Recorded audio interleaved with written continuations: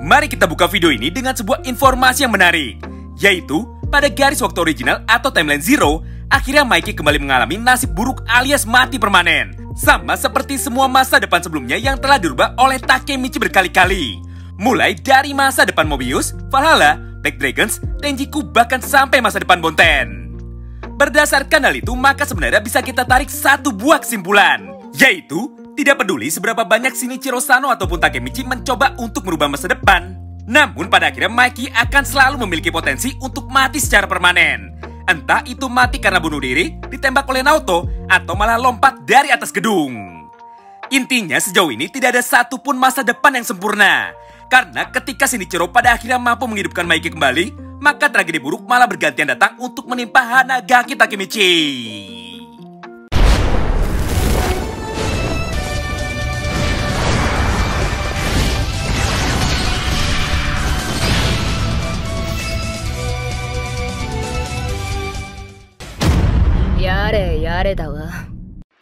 Halo guys, selamat datang lagi di channel ini bersama gue, Reborn. Buat yang baru gabung, jangan lupa dibantu like dan di subscribe ya.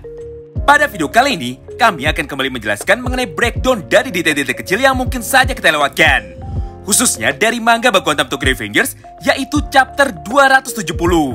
Oleh karena itu, bagi kalian yang tertarik dengan semua pembahasan kita kali ini, kalian bisa simak terus ya video ini sampai habis. Kita mulai dari poin yang pertama.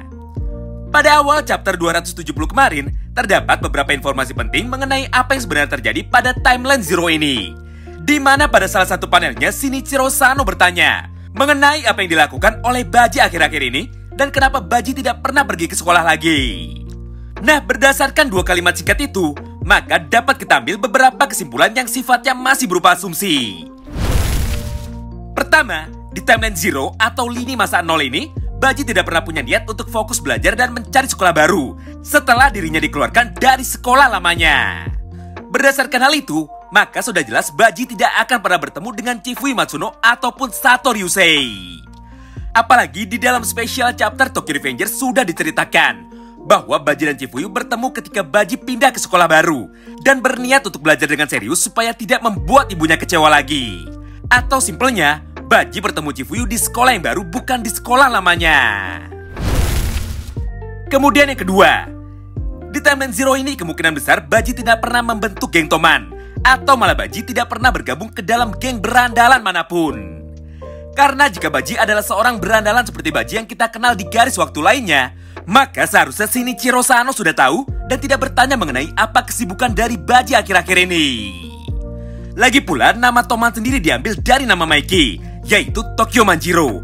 Dan geng itu pun dibentuk dengan dua alasan utama, yaitu untuk membantu Kazutora mengalahkan geng Black Dragons generasi ke-9, serta untuk membantu Mikey mencapai semua cita-citanya, yaitu menjadi berandalan nomor 1 di seluruh Jepang sama seperti kakaknya. Pada panel selanjutnya terlihat juga percakapan antara Sanzu, Baji, dan Shinichiro yang menjelaskan bahwa pada garis waktu original ini, Sanzu lah orang yang mendapatkan hukuman penjara selama 1 tahun karena Sanzu menusuk atau menebas beberapa teman sekolahnya yang pada saat itu menghina serta merendahkan Mikey. Padahal di garis waktu original hal tersebut tidak pernah terjadi karena hanya Pachinlah satu-satunya teman Mikey yang dipenjara selama 1 tahun karena menusuk Kosanai yang merupakan pemimpin dari geng Mobius. Sayangnya tidak dijelaskan sama sekali siapakah orang yang ditusuk oleh Sanzu pada garis waktu Zero ini. Apakah orang itu adalah Osanai juga atau hanya karakter random lainnya? Kemudian kita masuk ke poin breakdown yang ketiga, di mana pada panel itu nampak Harucho Sanzu yang sangat terkejut bahkan sampai menangis ketika dia melihat kondisi terbaru dari Sano Manjiro yang sangat memprihatinkan. Bahkan jika kita perhatikan baik-baik, hampir seluruh anggota tubuh dari Mikey saat ini hanyalah tersisa tulang saja. Selain itu di momen yang sama, Sanzu pun kembali membuktikan kesetiaannya kepada Mikey. Bahkan jauh sebelum tercipta lini masa baru lainnya, Sanzu pun tidak segan-segan untuk melukai semua anak-anak lain yang mencoba mengganggu atau malah menghina Mikey.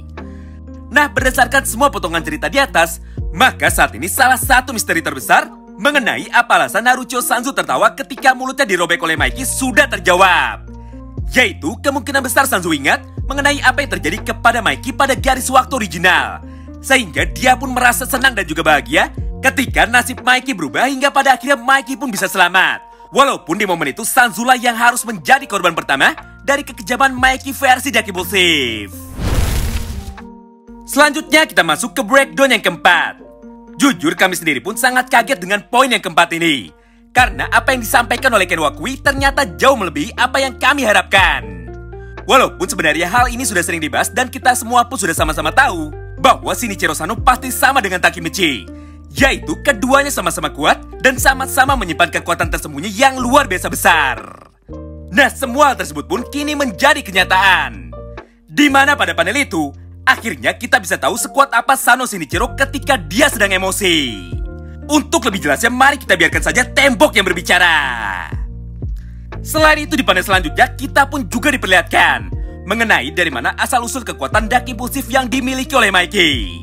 Karena faktanya orang pertama atau karakter asli yang mempunyai kekuatan Dark Impulsivity tidak lain tidak bukan adalah Shinichiro Sano itu sendiri.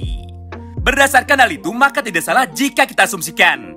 Pertama, kekuatan Dark Impulsive muncul karena rasa benci dan amarah yang sangat amat dalam. Dan yang kedua, Mikey versi Dark Impulsive sebenarnya adalah manifestasi atau wujud kebencian dan juga kemarahan dari Shinichiro yang ada pada garis waktu original. Selanjutnya kita masuk ke breakdown kelima sekaligus poin pembahasan terakhir yang ada pada video ini. Di mana pada beberapa halaman selanjutnya, akhirnya jati diri atau sifat asli dari Shinichiro Sano diungkap kepada kita semua melalui potongan cerita singkat yang ada pada halaman ini.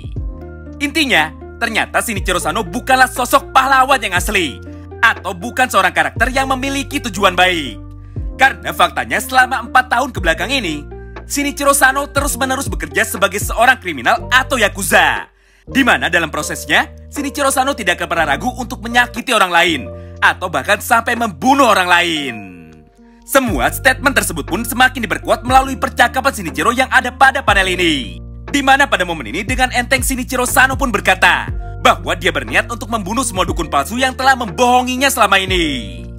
Atau bahasa sederhananya, Shinichiro Sano bukanlah berandalan lemah ataupun sosok karakter baik seperti yang selama ini kita bayangkan. Karena di garis waktu original, justru Shinichiro Sano lah sosok kriminal yang sesungguhnya. Berdasarkan semua itu, maka salah satu misteri besar lain mengenai semua statement yang pernah dikatakan oleh Ken Wakui akhirnya menjadi kenyataan. Yaitu Mikey bukanlah musuh terakhir atau musuh asli yang harus dihadapi oleh Takemichi. Karena sejatinya lawan yang harus dihadapi oleh Takemichi adalah sang berandalan terkuat di seluruh Jepang yang merupakan seorang time leaper juga. Siapa lagi kalau bukan Sano Shinichiro. Sebenarnya selain kelima poin breakdown di atas, masih banyak sekali hal menarik yang bisa kita diskusikan bersama-sama. Contohnya mengenai kemanakah Emma Sano pergi. Apakah di garis waktu Zero ini Emma bisa menikah dengan Draken? Kemudian yang kedua, siapakah karakter penting yang akan ditemui oleh Shinichiro Sano dalam waktu dekat ini? Oleh karena itu, pada video selanjutnya kami akan membahas secara lengkap mengenai bocoran panel manga untuk chapter 271 minggu depan.